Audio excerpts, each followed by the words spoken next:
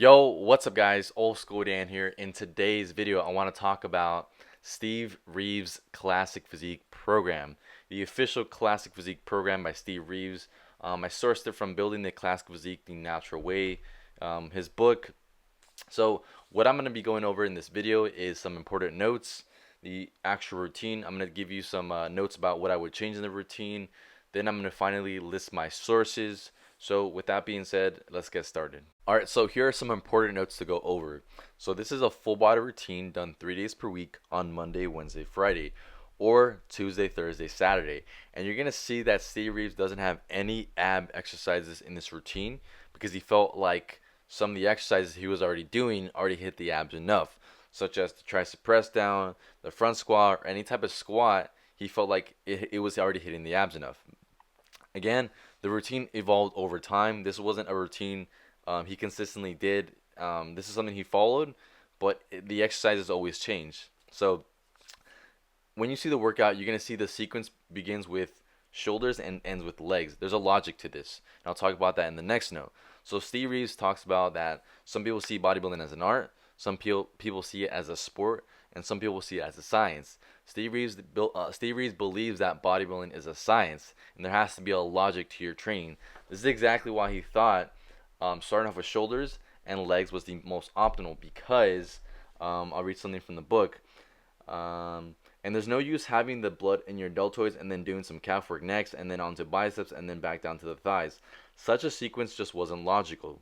It made far more sense to train the area where the blood already was. And that's how the sequence of shoulders, pecs, lats, biceps, triceps, and then finally legs began. So he felt like this specific sequence led to the most optimal results. So last note I want to give you is the warm up. To begin this workout, you must warm up with the dumbbell swings 1 times 20, of course, to get the blood pumping in the muscles. It's more like a full body warm up exercise, which is great. And now that leads us to the next slide, which is the actual routine. All right, beginning the workout with deltoids, we got upright rowing, press behind the neck, and then bent over lateral raises. So immediately, what I would change would be the upright rowing to a probably lateral raise, and the press behind the neck immediately change it to a barbell press, a military press, something in front, because I feel like anything behind the neck can hurt you, and it does hurt me because I used to do it and I thought it was okay, but now it's like I'm a little more like um, I'm a little smarter with my exercise selection, so try to be safe. So I don't want to do anything behind my neck.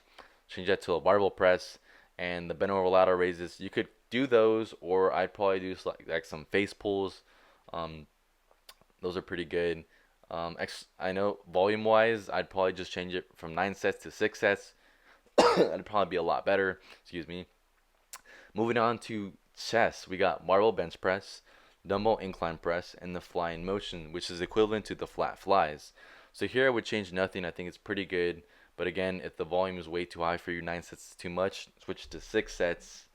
Um, then we got moving on to the back, we got chin behind the neck or lat pull down behind the neck. So immediately I would change that to a chin up, a regular chin up, instead of something behind the neck and or a regular lat pull down. Then we got the low pulley lat pull, which is equivalent to the cable row. I'd keep that one in there, and then we got the one arm row, which is a pretty good exercise too. I keep that in there, so looks pretty good.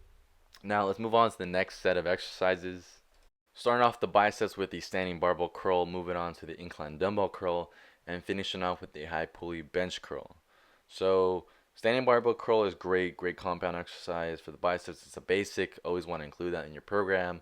The incline dumbbell curl, great exercise for the biceps as well. Or you can do a Bayesian cable curls are pretty good as well.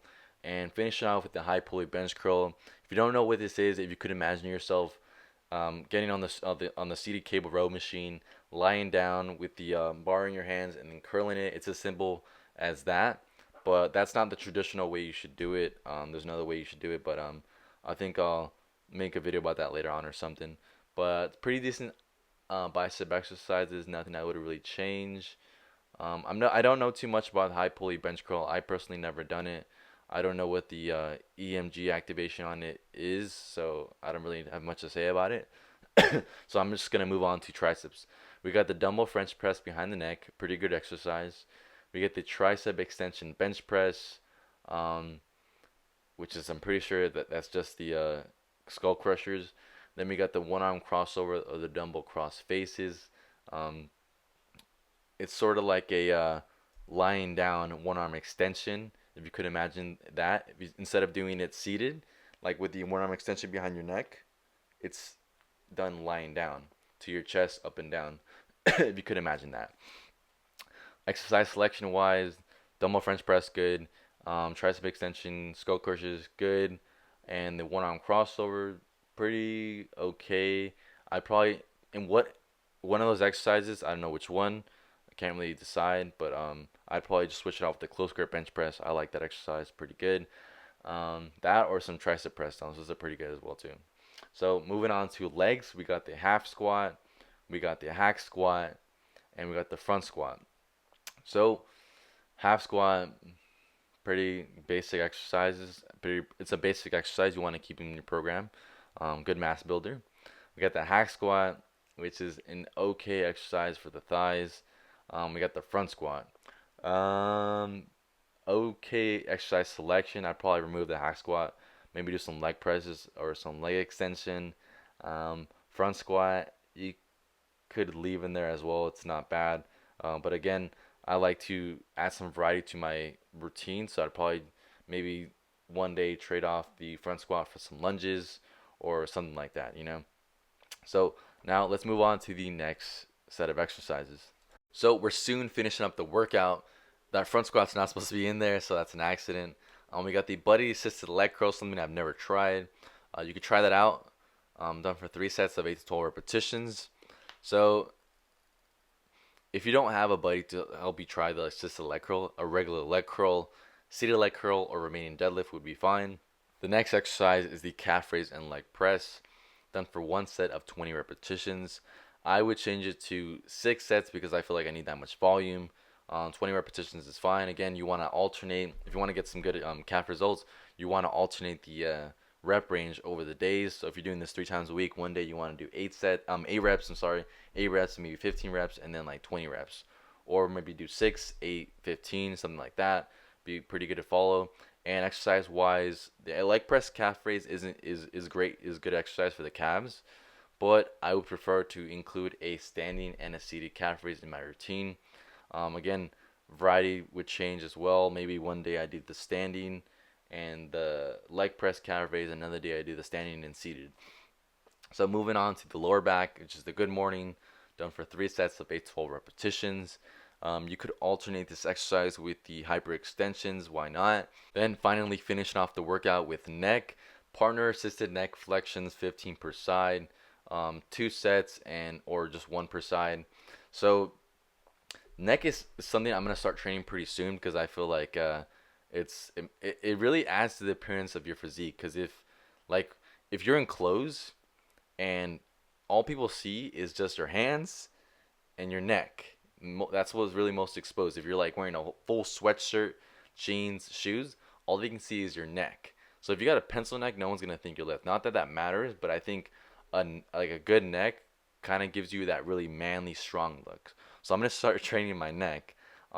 There's certain different exercises you can do for the neck, on just like holding the plate on your forehead or behind your forehead. Or behind your neck. You can also do those.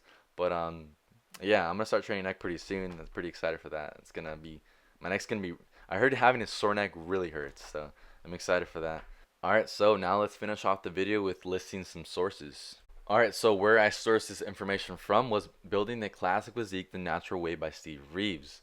So this is on page 73 and it goes all the way up to page 87.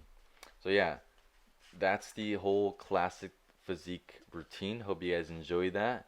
With that being said, subscribe for more videos like this. Give this video a thumbs up. Thanks for watching. I'm Mosco Dan. I'm gone. Peace.